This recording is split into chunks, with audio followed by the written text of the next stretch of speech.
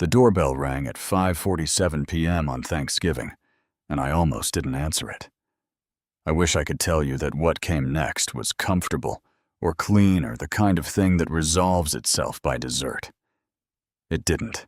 It unraveled something my family had kept sealed for 22 years, and the man standing on my porch had no idea he was about to pull the thread. My name is Nathan Cole. I'm 38 years old. I'm a licensed structural engineer based in Columbus, Ohio. And on November 23rd, 2023, I was standing in my kitchen on Birchfield Lane in the Clintonville neighborhood finishing the gravy when the doorbell rang. My wife, Sandra, 36, was in the dining room arranging the table, the good plates, the cloth napkins, the whole production she runs every Thanksgiving with the organizational precision of a military operation. Our 2 kids, Owen, 9, and Maya, 6, were somewhere upstairs making the specific kind of noise that means they are absolutely not doing what they were told to do before dinner. I wiped my hands on a dish towel and answered the door. The man on the porch was tall, but folded into himself, the way people get when they've been carrying something heavy for too long. He wore a canvas jacket that had been waterproofed once and wasn't anymore. His jeans were worn through at the knees. His boots had separated at one toe. His beard was long, gray, and untrimmed. His eyes were clear, alert, the eyes of someone who was still entirely present. Even when everything else suggested the world had stopped seeing him, he stepped back slightly when I opened the door. Gave me space, didn't lean in, didn't crowd the threshold. "I'm sorry to bother you on Thanksgiving." His voice was steady, quiet. "Do you have any spare food you could give me? I haven't eaten since yesterday." Yesterday on Thanksgiving Eve. I looked at him for a moment. He held my gaze without aggression, without entitlement, just steady, patient, waiting to be told no, and prepared to accept it. "Hold on, give me just a second." I went back inside. Sandra was in the doorway between the dining room and the hall, arms crossed, having heard the exchange. Sandra's voice came quiet and certain, the tone of someone delivering the only rational solution to a simple problem. "Give him some money and close the door. We've got the kids here, and dinner's almost ready." I looked at her, then back at the door. Then I made a decision that I did not fully understand at the time. "Set another place. He's eating with us." Sandra stared at me. "Nathan, he hasn't eaten since yesterday. It's Thanksgiving. We don't know him." "Sandra." I kept my voice level. He stepped back when I opened the door. He apologized 3 times in one sentence. He asked for food, not money. "Whatever he is, he's not a threat." I picked up my dish towel, set the plate. "Please." She was furious. I could see it in the set of her jaw, the precise way she turned and went back to the dining room, embarrassed. 2. The way we get embarrassed when something disrupts the version of our life we've carefully arranged for display. I didn't know it yet, but her embarrassment was nothing compared to what was coming from me. I went back to the front door. "Sir, I'd like you to come in and have dinner with us. You're not bothering anyone. There's more than enough." The man looked at me for a long moment. Something moved across his face. Not surprise, exactly. More like the careful assessment of someone who had learned not to trust good things until they proved themselves. A long pause. Then, "Thank you. I appreciate that more than you know." He stepped inside. I showed him to the downstairs bathroom, gave him a clean shirt from the laundry room, one of mine, slightly big on him, and told him to take his time while he was in there. Sandra appeared at my shoulder. "I want it on the record that I think this is a mistake," noted Nathan Sandra. I turned to face her. "If I'm wrong. We had an uncomfortable Thanksgiving dinner. That's the worst case. Let's eat. She looked at me the way she looks at me when she's decided I'm being unreasonable, but the argument is already over. Then she went and got a fifth plate. His name was Frank Derry. He came to the table clean-faced, wearing my shirt, and sat at the end near Owen, who watched him with the wide-open curiosity of a 9-year-old who has not yet learned to disguise interest as indifference. Maya asked him if he wanted more turkey before he'd even had any, which made him smile for the first time since he'd walked in. Frank was 64 years old. I found that out later, but he looked every year of it, and a few more besides. He ate carefully, took small portions, thanked Sandra twice for the food before he'd taken a single bite, which softened something in her face, even though she was still working to keep it composed. We went around the table with what we were grateful for. Owen, football, Maya, the dog, which we do not have, which is a recurring negotiation in our household. Sandra, health and family in the practice tone of someone completing a required item. Me open doors, which I meant more than it sounded. Frank was quiet when it came to him. He looked at his plate for a moment. Then, I'm grateful to be seen. That's enough for today. The table was quiet for a moment. I asked him where he was from. Ohio. Columbus. Most of his adult life. Grew up in Dayton. Moved to Columbus in his mid-20s for work. What kind of work? He looked at his plate for a beat before answering. Construction development. Commercial properties, mostly. I was a partner in a development company for about 12 years. Partner development company. Columbus. Something shifted in the back of my mind. Barely a flicker. I didn't know why yet. What was the company I kept my voice conversational? He picked up his fork, set it back down, looked across the table at me with those clear, steady eyes. Cole Dairy Partners. The room didn't change. The kids kept eating. Sandra reached for the cranberry sauce. Everything was exactly the same as it had been 1 second earlier, but the blood drained from my face so fast I felt it leave. Cole Dairy, my father's name, my name, and his. Frank Derry watched me go white and said nothing. He just waited. The same patient, careful waiting he'd done on my porch to see what I was going to do with what I now knew. I excused myself from the table on the pretext of checking something on the stove. There was nothing on the stove. I stood at the kitchen counter with both hands flat on the surface and stared at the backsplash tile and did the math I hadn't been able to do at the table. Cole Dairy Partners. I was 16 years old in 2001 when my father, Gerald Cole, came home one evening and told my mother that his business partner had been skimming accounts and that the company was finished. The controlled anger of a man who had been wronged in a way that couldn't be easily explained to a teenager. My mother put her hand on his arm and murmured, "I'm so sorry, Jerry." And that was essentially the entire conversation I had ever been allowed to have about it.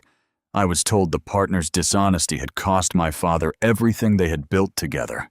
I was told the partner's name once in passing, and was never expected to remember it.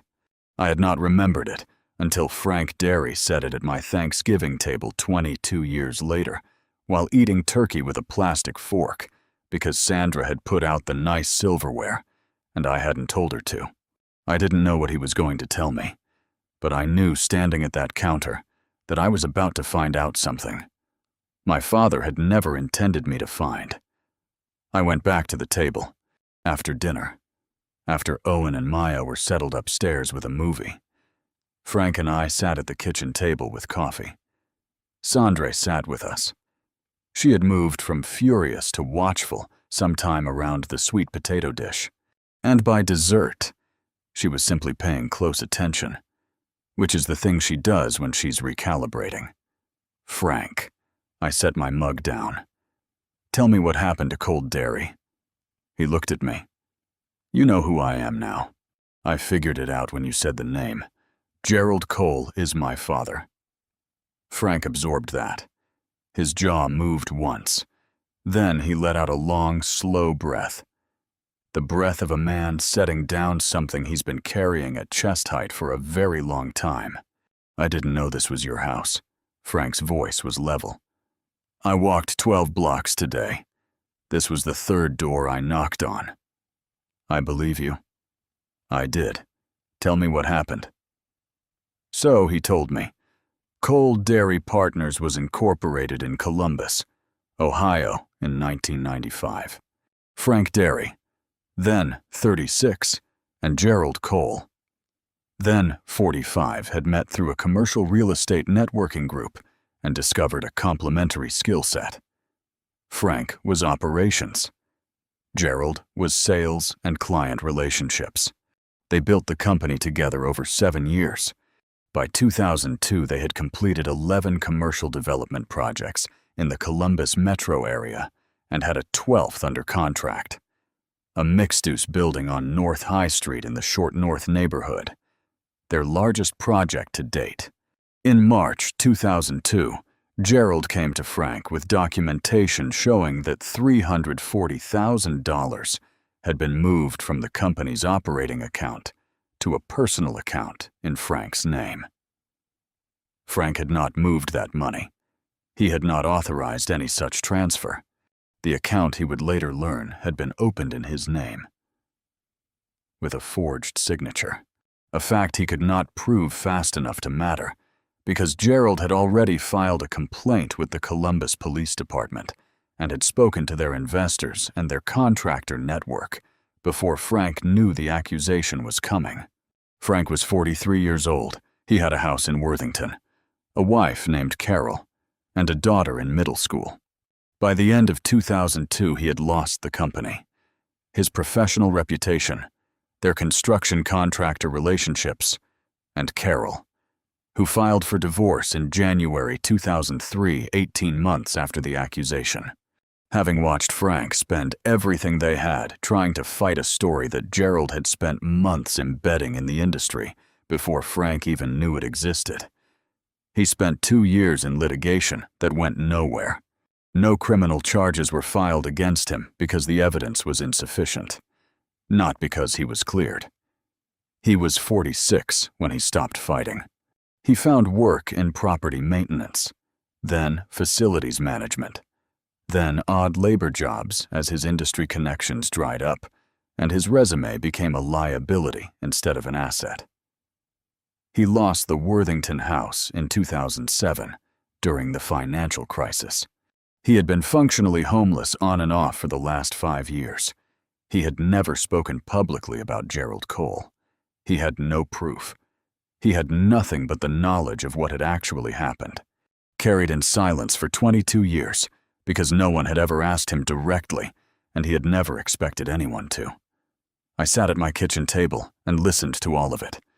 Sandre sat across from me and listened too. Neither of us spoke until he was finished. Then Sandra said quietly, "Do you have any documentation from that time?" Frank looked at her. "Some. Not much. I kept what I could. The original partnership agreement. Some emails, a bank statement from before, the supposed transfers that shows my account balance. Not enough to have won anything then." "Can I ask you something?" My voice came out steadier than I felt.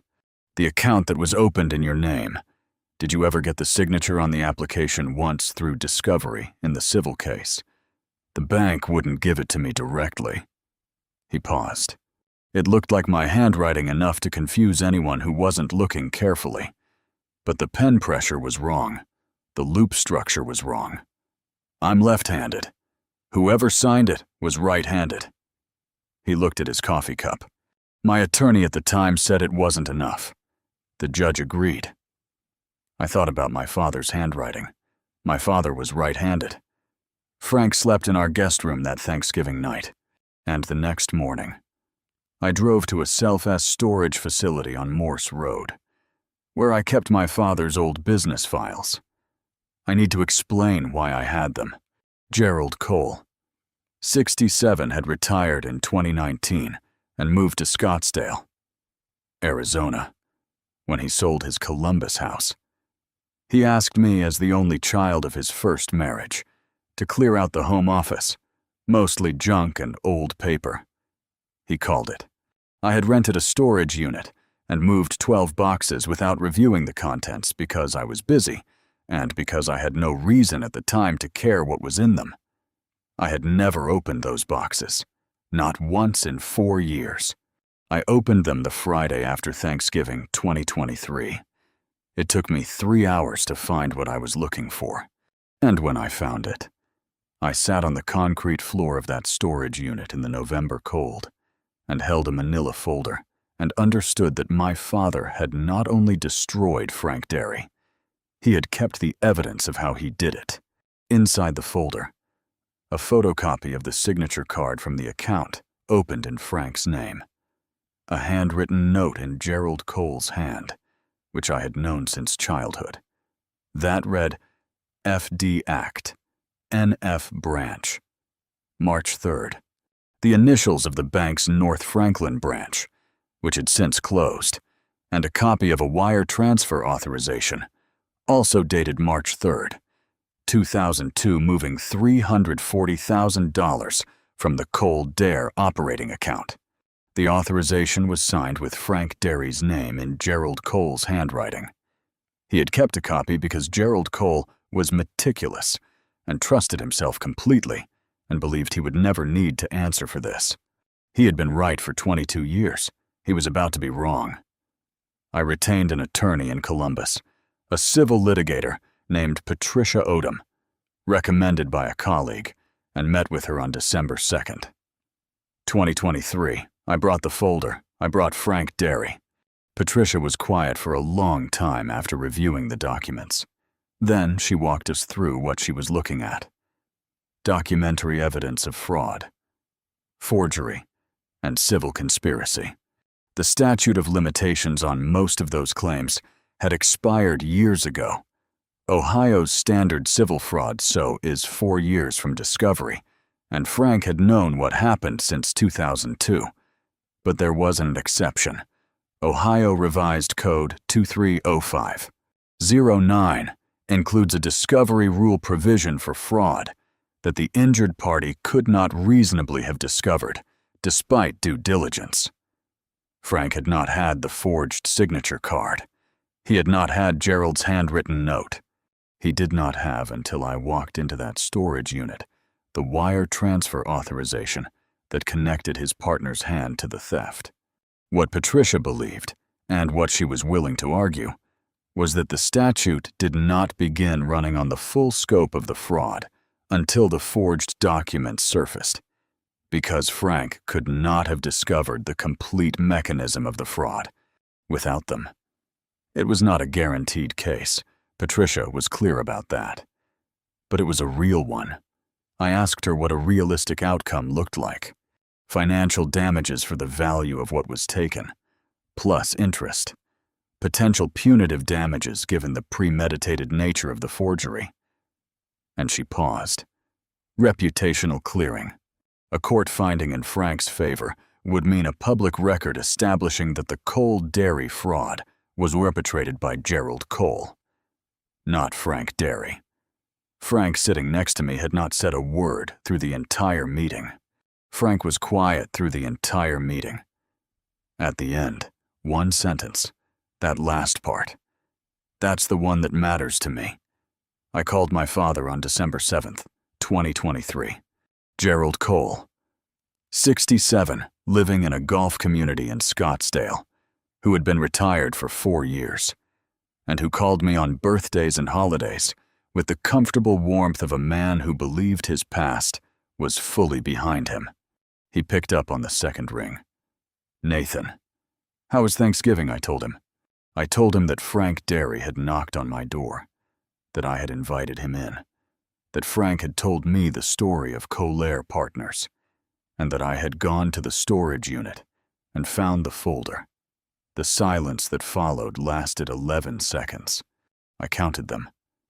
When Gerald spoke again, His voice had changed in a way I had never heard before. The warmth was gone. What was underneath it was something harder and colder and more careful. Nathan, that man is a liar. He stole from us. I've told you. Dad, my voice did not shake. I have the signature card. I have the wire transfer authorization. I have a note in your handwriting with the branch initials and the date. I have all of it. We're not going to have a conversation about what Frank Derry did. We're going to have a conversation about what you did. Another silence, shorter this time. I want you to think very carefully, Gerald said, about what you're doing. I have been since November 23rd. I paused. Patricia Odom is filing the civil complaint in January. I thought you should know before it became a matter of public record. I hung up. The civil complaint was filed in Franklin County Court of Common Pleas on January 9th, 2024. Nathan Cole and Frank Derry. Plaintiffs versus Gerald Cole. Defendant. Fraud. Forgery. Civil conspiracy. Unjust enrichment. Gerald retained counsel within a week. The case is ongoing as I write this in the early months of 2024. Patricia has told me these things take time: depositions, discovery, potential settlement negotiations. Gerald's attorney has already made one settlement approach that Frank declined because it included a confidentiality clause, and Frank will not sign a confidentiality clause. He told Patricia, "I waited 22 years for my name to be clean. I'm not signing that away. What I can tell you is what has already happened, regardless of how the case resolves." Frank Derry spent Thanksgiving in my guest room. He spent the next week there. 2. While Sandra and I figured out what the right next step was. By December, we had helped him secure a room at a transitional housing facility on the east side of Columbus with a 3-month subsidy that Sandra, who had gone from furious to methodical once she understood what Frank's story actually was, organized with a precision that made me deeply grateful I had married her. Frank is working, not in development, not yet, but in construction project coordination for a mid-size contractor in Worthington who knew Cole Derry's reputation, and once Frank explained the circumstances, gave him a chance. He is 64 years old and starting over, and he is doing it with the same patient, steady composure he showed on my porch when he was prepared to accept no and walk away. His daughter, a woman named Kelsey, who lives in Cleveland and had lost contact with her father over the worst years, called him in January after he sent her a letter. They are rebuilding something that the fraud destroyed along with everything else that does not have a court filing number. It cannot be entered into evidence. But it is, in my view, the most important thing that has happened since Thanksgiving. My father has not called me since December 7th, 2023. I have not called him. I do not know yet what our relationship looks like on the other side of a courtroom. I am not certain it survives it. That is a grief I am still sitting with. The specific grief of learning that the story you were given about your own family was written to protect the person who told it, not to protect the truth. What I know is this: I almost didn't open the door. I nearly handed Frank a $10 bill through a 2-inch gap and gone back to my gravy. Sandra was right that it was uncomfortable. She was right that it disrupted our Thanksgiving.